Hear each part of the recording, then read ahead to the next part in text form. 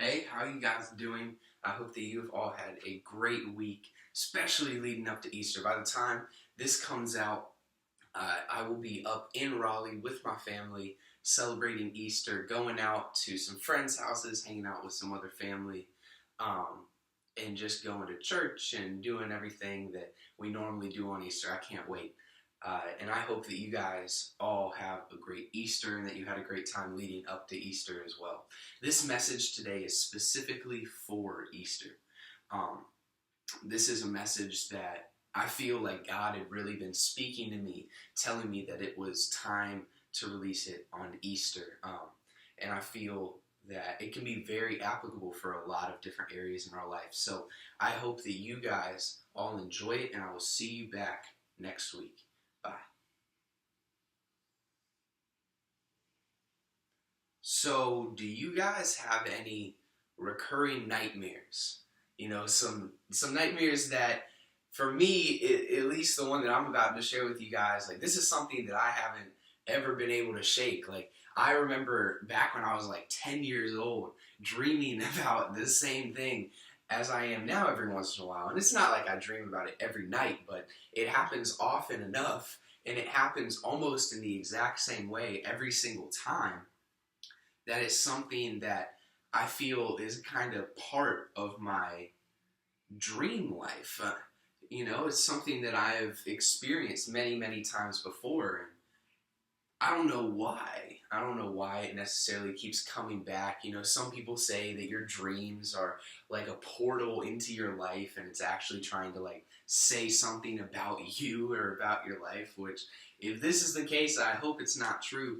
But I'm going to share the nightmare with you guys right now. And you guys may or may not relate to this, but I'm sure that you all relate to at least having a recurring nightmare. But I'm going to share mine. So I'm running through the forest, but the dream enters in, and I don't know where I'm coming from or where I'm going to or what's chasing me or what's in front of me that could be in my way. All I know is that I am in the woods, surrounded by all these woods, and I'm running. And every single time that I feel like I try and run faster, it feels like I'm running slower. It feels like I can never run fast enough. There will be people coming up behind me and passing me, and they're running too and looking back. And so I'm just running throughout the forest, running throughout the woods, and I'm looking back every once in a while, but I can't see anything. And then as these people were passing me, I look not to the back, but to the side, and I see just like this black figure.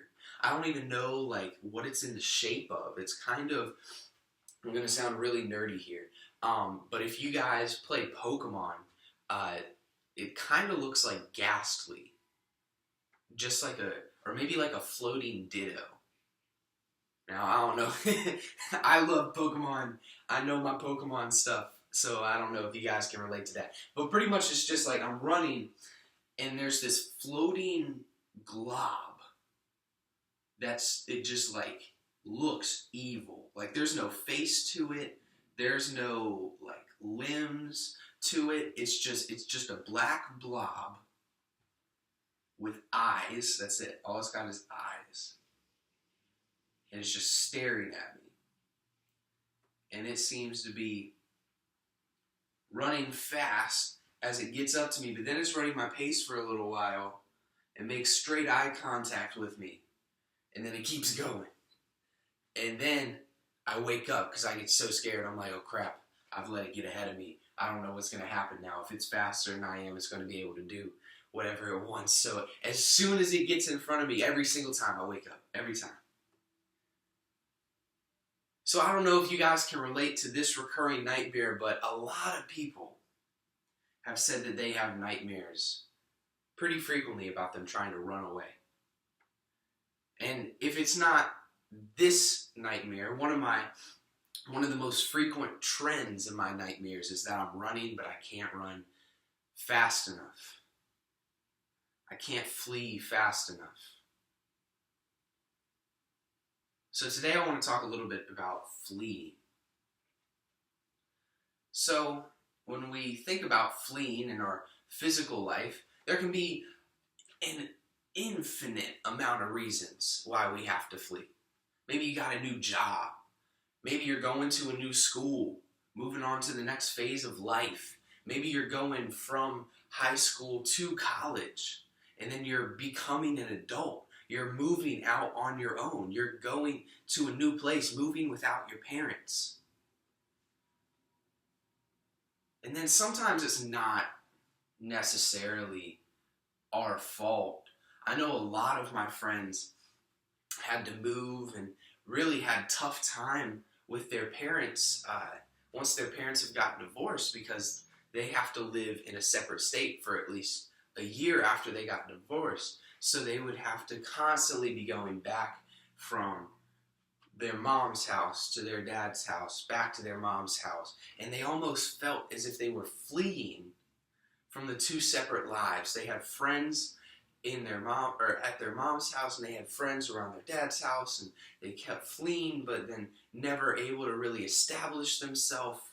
So sometimes we have to deal with the consequences that are there in the form of fleeing. They aren't always necessarily our fault. Maybe something unexpected comes up, an unexpected family member passes away, an unexpected illness comes upon you. You have to move in order to get treated, because the facilities that you're at right now aren't the best facilities for you to be going to. Maybe something unexpected happens and you find out that your family, one of your family members is struggling with addiction, and you have to flee from the situation that you're at to go help be an aid to them, to help them move into rehab and have them flee from their life. Sometimes it's not our fault. But then sometimes it is our fault. Sometimes we run from our consequences.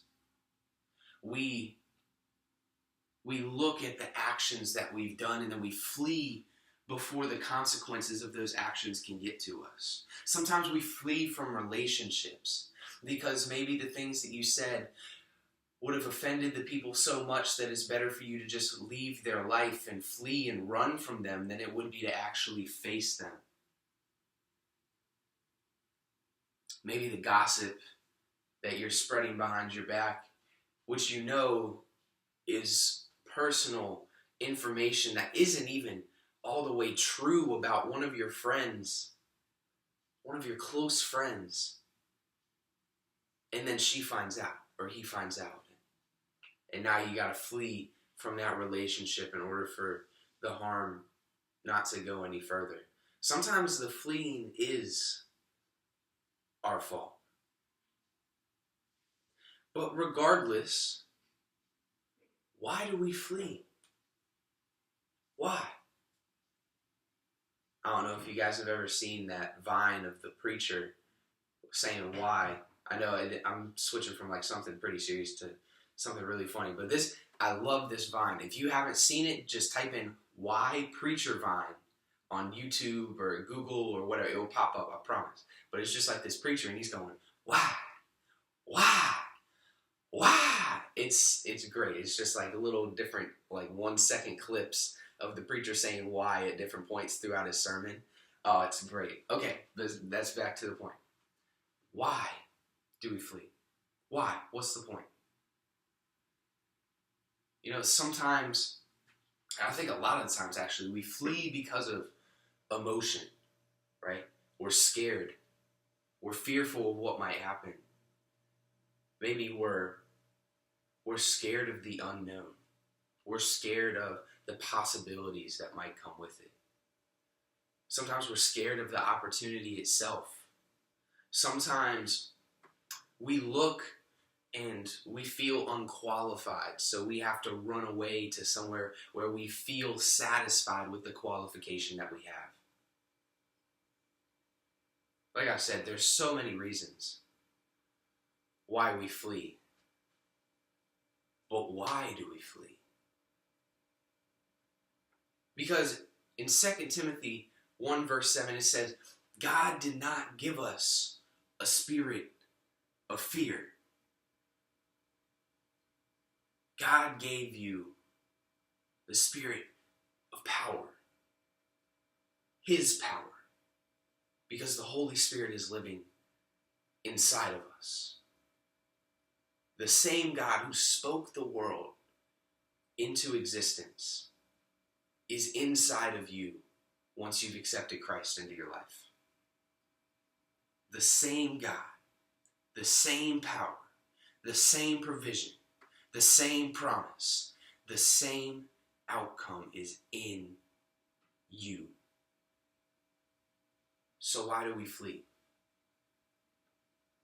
Today I'm going to read a couple different passages. I want them to, you'll see what I'm doing, but I think that this passage in 2 Kings verse 6 parallels what happens towards the end of Jesus' life. So I'm going to explain both of them from a very parallel standpoint, because I think there's a lot that we can learn from them. Okay, 2 Kings 5,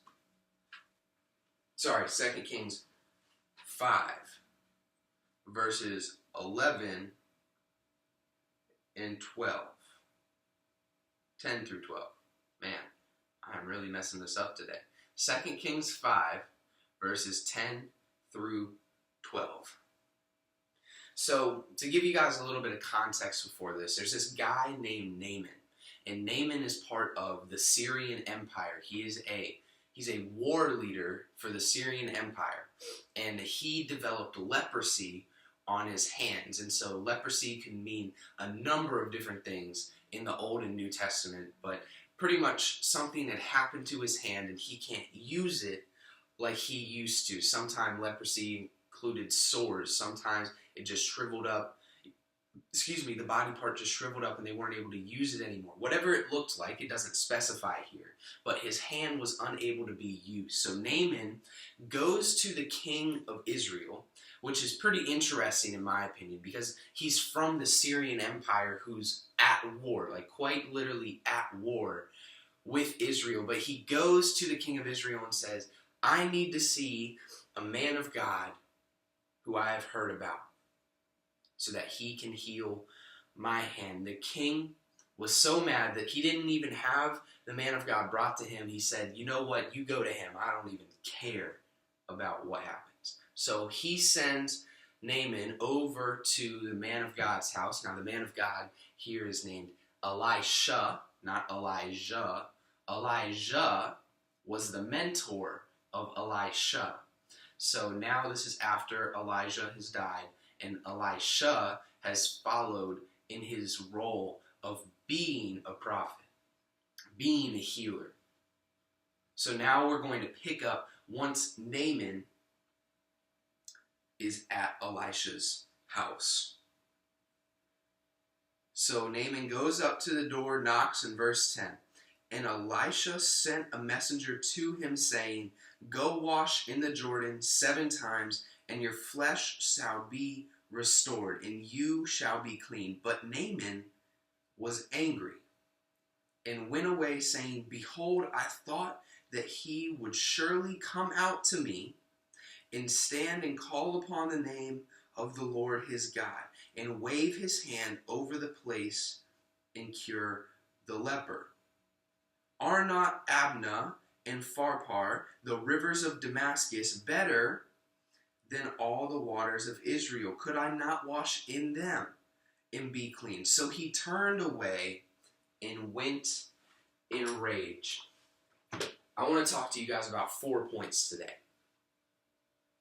The first point I want to talk about is angry. So why do we flee? Sometimes it's because there's a lot of anger built up about what has happened. So Naaman, once he goes to the king, is already a little bit frustrated because now he has to go to Elijah's house. And Elisha, once he gets to his house, he gets even more mad because Elisha doesn't come to the door, and Elisha doesn't want to come to the door. Elisha sent his servant to give him the instruction. But then Elisha told the servant not to heal him right there, right now. He said, go do something, and then you will be healed. So I kind of feel for Naaman. I kind of do. I mean, I wouldn't relate to going into enemy territory and literally these guys are at odds, or more than odds with each other. They're literally on one another's hit list. So I'm surprised that he even had the guts to go up and say, hey, can you heal my hand so that when we do come and fight you guys, I can fight that much better. You know, I think it takes a lot of willpower just from the king not to just kill him there. Honestly, I probably would have done that if I was the king at the time, but gladly I wasn't, because we wouldn't have this wonderful story right here. So Naaman's angry. Go into the Jordan and wash it 7 times. Let me tell you something, the healing comes through washing. Now, I'm not saying that if you have a bad thought pattern in your mind that you have to like take your brain out of your head and then wash it down. That's not what I'm saying. It's symbolic. What do we also do that is in the form of washing? I think the most easy and basic example is baptism. We're literally washing ourselves and making ourselves new. We're dipped into the water. We are washed by the cleansing power of Jesus Christ's blood. And then we are lifted back up, cleansed and healed as a new person. There's cleansing in the washing. Also, he said to dip him in the Jordan 7 times. There's significance behind 7. 7 in the Bible is the number of perfection. Once you have done something 7 times, you know that it is to God's will. If you can remember, or if you've heard the story where the Israelites walked around the walls of Jericho 7 times before the walls fell down, or even in the creation story, how there's 7 days, making it that God's creation was perfect.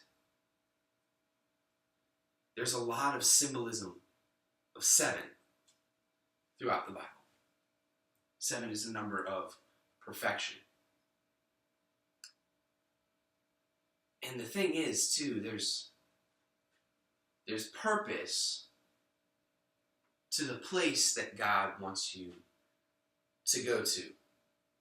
Now, once again, I feel for Naaman here, because he went out of his way from Syria to Israel. He went out of his way to try and be healed. And then once he got to Israel, he had to go out of the way from the palace to Elisha's house. And once he got to Elisha's house, he had to go out of the way again in order for him to be healed. And now in his mind, he says, why can't I go to the Abna or the Pharpar River in Damascus, where he's from? Why can't I have just been dipped in the water 7 times there in order for me to be healed? He's very frustrated at this point. He said, I could have done this back at my house. I could have done this so much quicker and so much easier if this is all that I knew it was going to be. He had to go out of his way to get somewhere, to go out of his way again, to now they're telling him again to go out of his way. And he's had enough. He's like, you know what, screw it. It's not even worth it. These people aren't trying to heal me. They're just trying to send me somewhere else so that they don't have to deal with me. But let me tell you something. Do you want God to heal you? Or do you want God to heal you your way?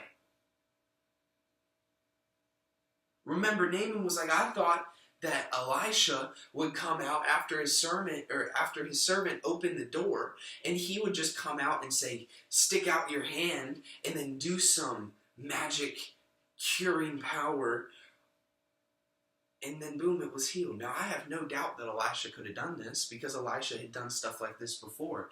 But I think that there's a message that Naaman was trying to tell Naaman. Sometimes our miracles are out of the way. Sometimes the miracles are down a path that you don't want to go down. Sometimes the path that the miracle is down is the path where you seem like, what is the point? I could have been doing this somewhere else. What's the point of me being at this job? It doesn't even pay as much as the one that I had before, and I'm doing the exact same thing, but there's no miracle in the last one. God, why am I still stuck in relationships? God, why do I feel like there's nowhere where I can progress? It's because you're looking to the wrong relationship. Sometimes you have to go out of your way. Sometimes you have to do things that you don't want to do. It's not a easy wave your wand, boom, it's fixed. But there's purpose to the place. Why did God tell Naaman to go to the Jordan River? Now, I can't tell you exactly why he said to go to the Jordan River, but I took some stuff that I knew about the Jordan River, and I think it makes sense why God wanted him to go there.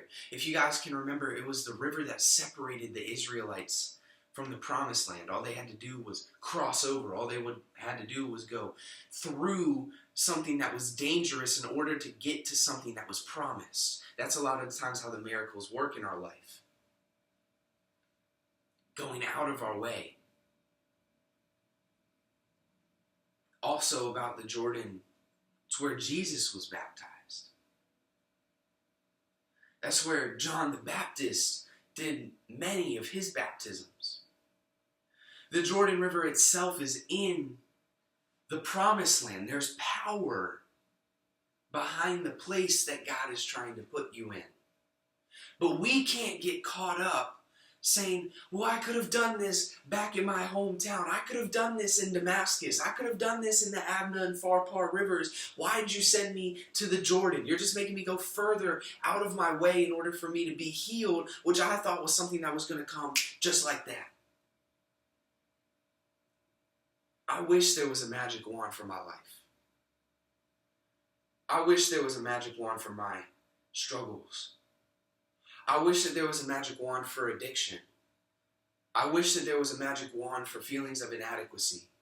I wish that there was a magic wand for people who feel like they can't ever measure up no matter what they do, and you try so hard and you work so hard, and maybe you try so hard to get the grade in school, you try so hard to get the A in the class, and you get so hard to get a 90 or above on the test, and once you get something that's below that standard, you feel as if you failed yourself, you feel as if you failed your parents because they're the ones sending you to the school, and you feel as if you can't move forward because there's so much pressure weighted on the situation that you're in right there that there's no getting out.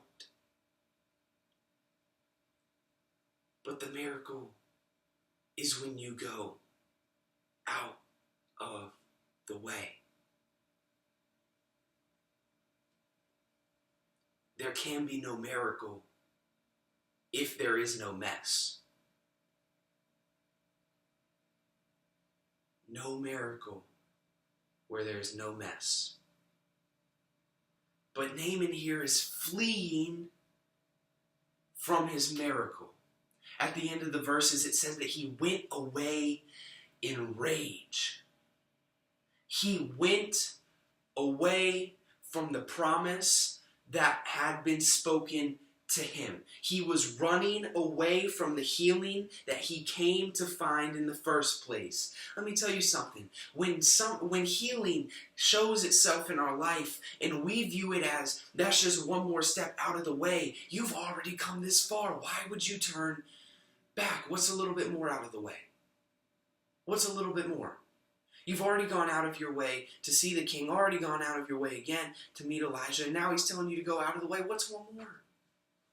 But sometimes we stop it short on the step before the healing. We've already gotten the instructions for the healing. We've already heard it said that the healing for the relationship is not in another relationship, but it's in the only relationship that can ever truly satisfy you, and that's with Jesus Christ. We've heard the recipe for the miracle.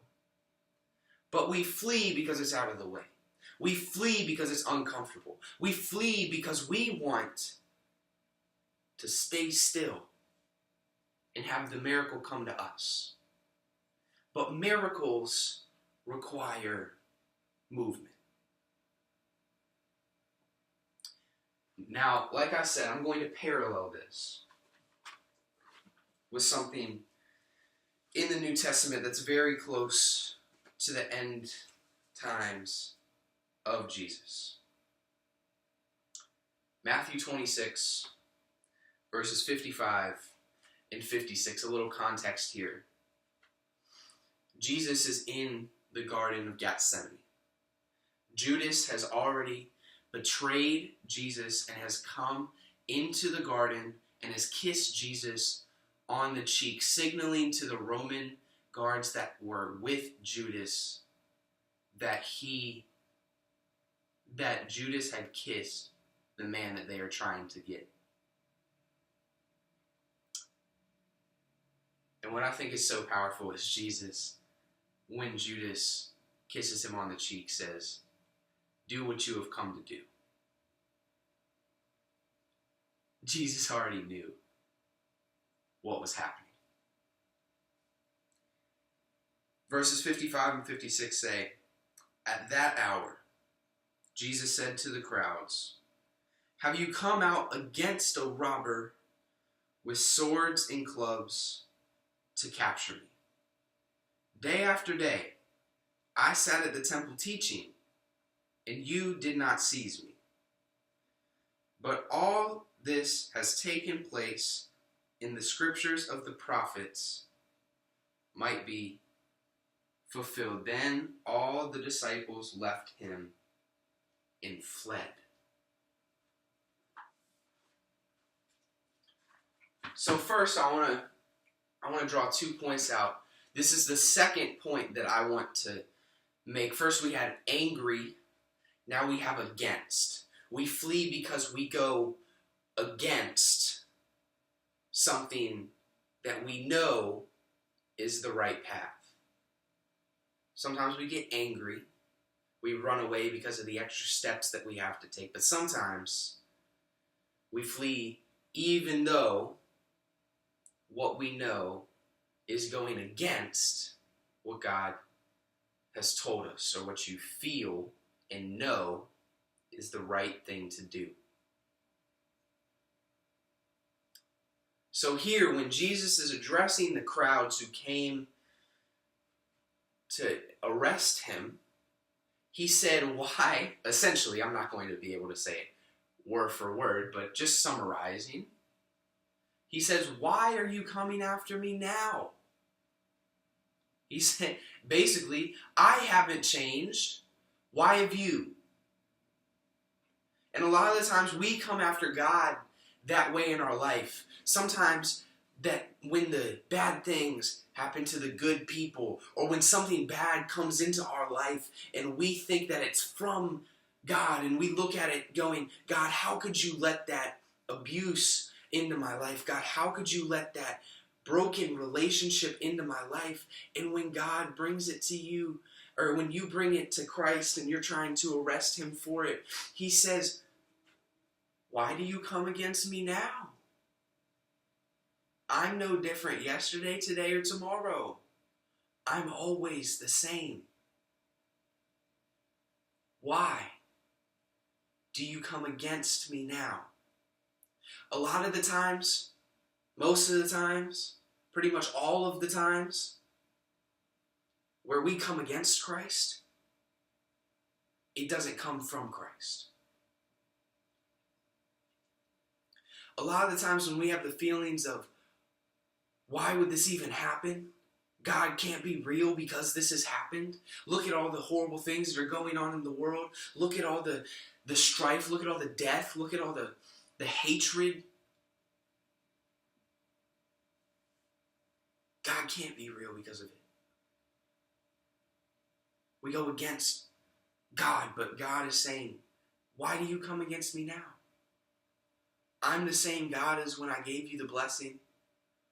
I'm the same God who forgave you for the sins that you had in your life, and that no matter what you could do before me or against me, I will never stop loving you. No matter what you do, it's already forgiven, it's already redeemed, and it doesn't matter how much you mess up. I am here to embrace you with open arms." Why have you changed? I haven't. Some people, Christ is speaking that to today. Why have you changed? Because I haven't. I've been sitting out in the temple preaching for years now, and you guys have never tried to come against me before. You guys were not all, but you guys were fine with what I was doing before. Sure, it was causing a little bit of mess, but you didn't want to come out and have one of my disciples turn against me. There were plots to kill me, but you never turned one of my own against me. What's different? Because it's not me. And then also, the very end of the verse 56 that I read, says that the disciples fled. Now, you guys could be saying, well, it makes sense that the disciples fled. We know, looking at the cross, that there is resurrection, but they didn't know. That could be an argument if it was true. Jesus predicted his death and resurrection 3 separate times, directly to the disciples. They knew what was coming. They're fleeing from the same promise that will deliver them from the thing that Jesus said that it would. They're fleeing from the same plan that Jesus put in place in order for the salvation of the world. They knew it was coming. Jesus knew it was coming. But they also knew the ending.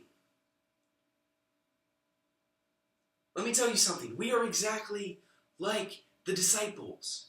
We know the ending. No matter what battles we lose, no matter what battles the human race seems to lose to the enemy, God has already won the war. We are fighting. This is one of my favorite quotes from Pastor Stephen Furtick. We are not fighting for victory. We are fighting from victory because of what happened at Christ's death on the cross. We are more than conquerors. We are more than victors. And because of the death and the resurrection that happened, we are winners. We have won the war between death, hell, and the grave. The person who we fight for has already fought for you. You have already got the victory, but you are running away from the same promise that God said would happen. The same power is in us. If you have accepted Christ into your life, in Ephesians 1 verses 19 and 20, he says, the same power that rose Christ from the grave is living inside of us. Not a similar power, not of a adequate power, the same power that saved the human race for eternity. Everybody before Jesus, everybody living at Jesus' time, and everybody who would come after him. All the thousands and thousands of years that encompasses. We have the same power living in us. But a lot of times we flee, even though we already know the outcome. We know that we'll be victors, but we don't truly believe it. I think that's what the disciples were feeling here. They knew what was going to happen, but they didn't believe it like they were supposed to. So now we're going to flip back to 2 Kings 5.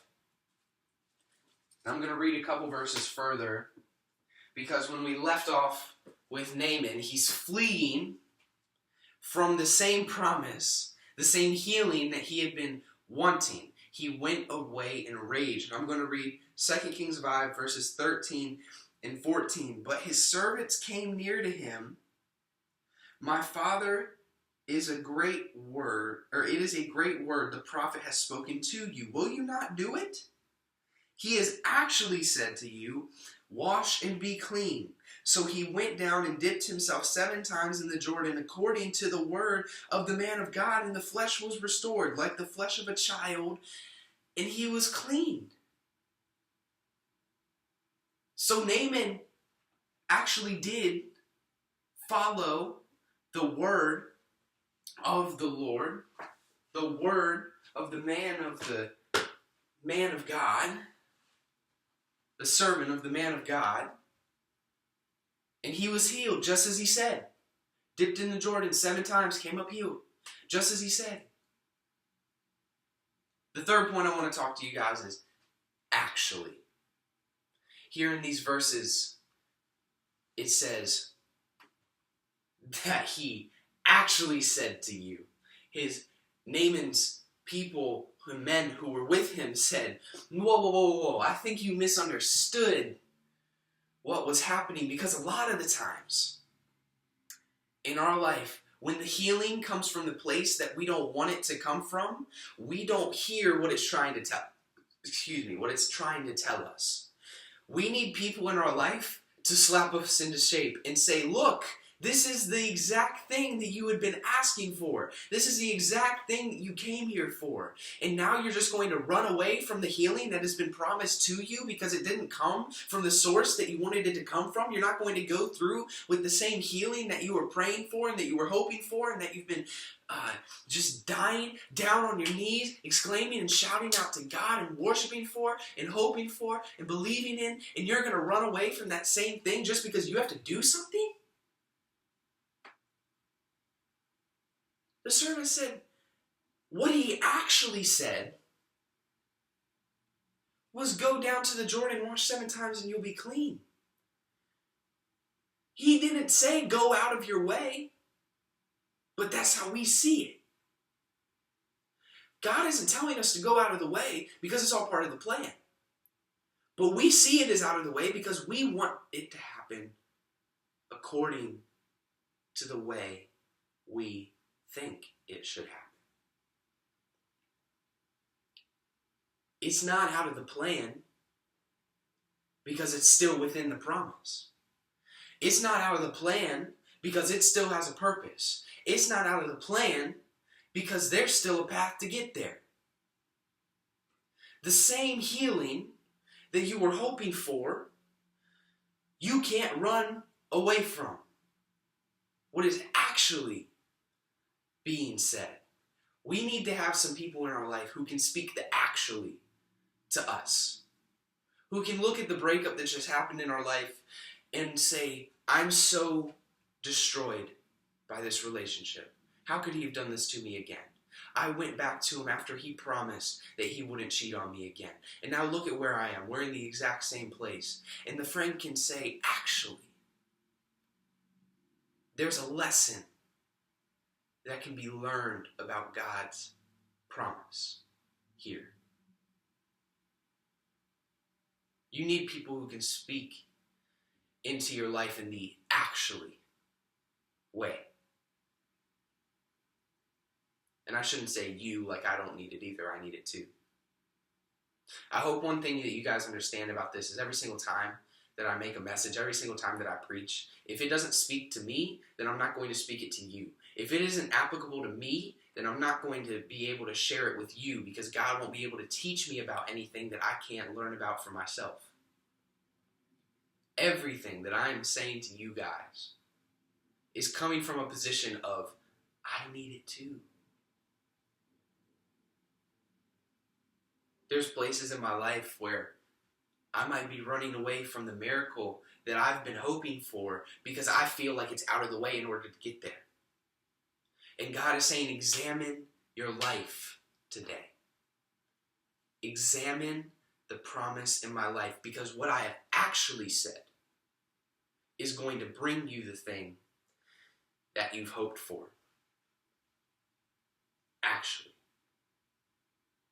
And next, I want to parallel this again with New Testament. We're going to flip to Matthew 28 this time.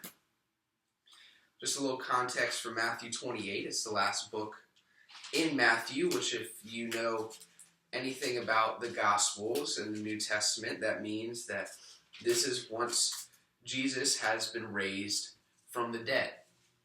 With the exception of Mark, all of the New Testament Gospels end with the resurrection of Christ. So I'm just going to read for you a couple verses. I'm going to read verses 5 through 7. Matthew 28, verses 5 through 7. Now, just to provide a little bit of context, this is after Jesus has faced trial. Remember, he got arrested in Matthew 26, where we were just reading a little bit beforehand. He had already been arrested. He had gone down, faced trial, had been beaten, had been just horribly beaten, like near death. They've given him his cross. He's had to drag it through the city. He wasn't even strong enough at that point to carry it by himself. So a man had to come up who was watching it happen. He had to come up and assist Christ with carrying the cross. And they made him bring the cross out.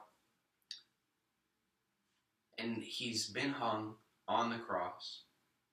Said his 7 final statements. He's died. Been wrapped in the linens as was custom. Put in the grave. Now, a stone was rolled before the door. They usually don't do this, but a stone was rolled before the door, and then Roman guards were there around the clock because they knew the rumors that Jesus had said, which is funny because the disciples fled from what the Romans knew.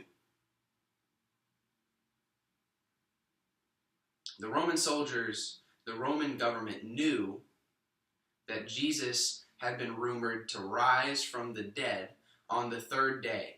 And they said, you know what, we're going to put a stone there and we're going to put guards there so that there's no way that Jesus can escape. And this is where we pick up verses 5 through 7.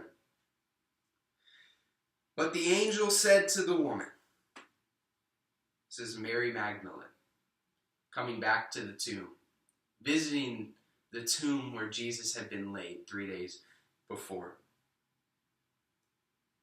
But the angel said to the woman, do not be afraid, for I know that you seek Jesus who was crucified. He is not here, for he has risen as he said. Come see the place where he lay. Then go quickly and tell his disciples that he has risen from the dead, and behold, he is going before you to Galilee. There you will see him. See, I have told you. So first I want to talk about the last point. The last point has 2 different little sections, so I'm going to break it down into. So it's kind of funny to say first I'm going to talk about the last, because then it feels like there's nowhere for me to go from there. So let me reword what I'm about to say to you guys. The 4th point is as. As. In the first place I want to go, talking about as, is the place where the resurrection happened. The angel said to Mary, come see for yourself. Go into the tomb and see that Jesus' body is not there. God wants you to go to the place of the death in order for you to experience the resurrection. That's so powerful. And now you might be saying, okay, well that sounds great. That sounds lofty and high up. Here's the application. The healing for your relationship is going to the place where it began, forgiving that person, forgiving yourself, and relying on the only person who can bring resurrection, which is Jesus. The healing for the way that your parents treated you and talked towards you is not by running away from them.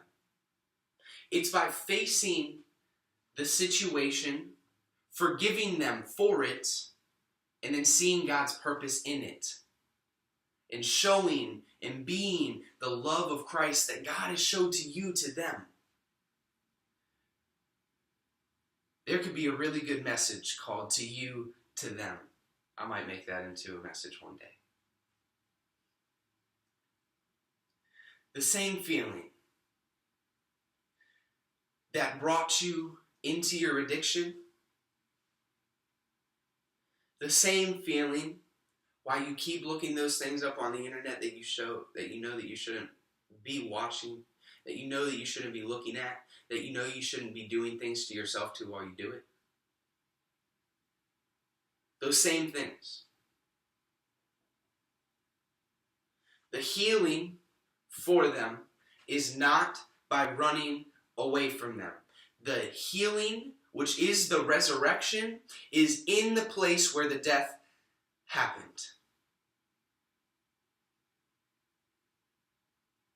There can be no resurrection without a death.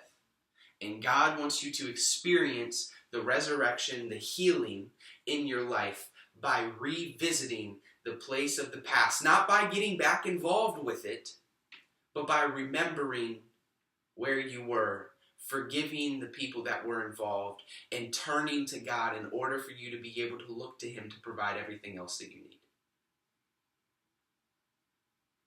The second thing is the angel said to the person, I know that you have come to seek Jesus, but He is not here. He is risen as He said.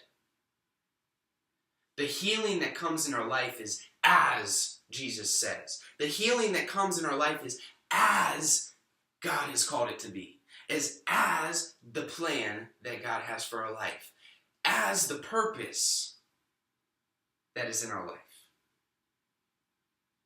Just as Christ has said, so it will be. And some of us are running away because we don't see that Christ is doing what He's doing just as He said it would. You're running away from something that God has already given you victory in. Now I want to just take this time right now, as I'm closing. If you've never come to Christ before, or you haven't come to Christ for the first time in a long time, I want you to pray this message with me. It says in the Bible that if you believe in your heart and confess with your mouth, then you will be saved. And you might be saying, well, saved from what? Saved from death and brought to life in Jesus through what Jesus did on the cross, on the death, when He bore the weight of our sin, of our shame, of our struggle, of our shortcoming. And He died for that. Having you in His mind when His arms were stretched out and He was breathing His last breaths.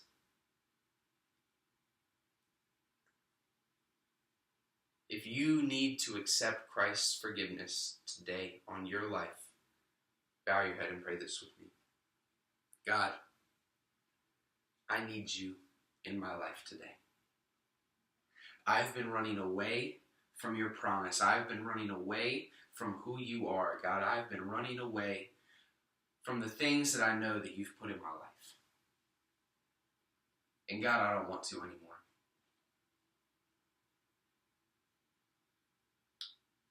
God, I believe that Jesus died on the cross and bore the weight of my sin, and bore the weight of my shame, and bore the weight of everyone who is around me, in order that each one of us might have everlasting life and might have your power living inside of us. And God, I believe that Jesus rose from the grave, showing that He is the victor, and that whatever I do, I will fight for Him. I will not fight for victory, but from victory. God, Christ has defeated death, hell, and the grave, and has delivered me and all the sin in my life. God, I don't care what has happened in my past. I am moving forward. Today I am turning a new leaf and I give my life to you. In your holy name we pray. Amen. If you just prayed that today, just know that everything will happen just as Christ needs it to. It's just in your perspective in order for you to see the healing and the victory that is already there. If you guys just prayed that, I would love to get to know you, love to get to hear from you. My email is pastormitchs@gmail.com, and I would love to help you take some next steps in your walk with Christ and what that looks like and where you should go beyond here. I hope you guys enjoyed this message today. I hope that it's something that is able to speak to you and is able to help you in your life.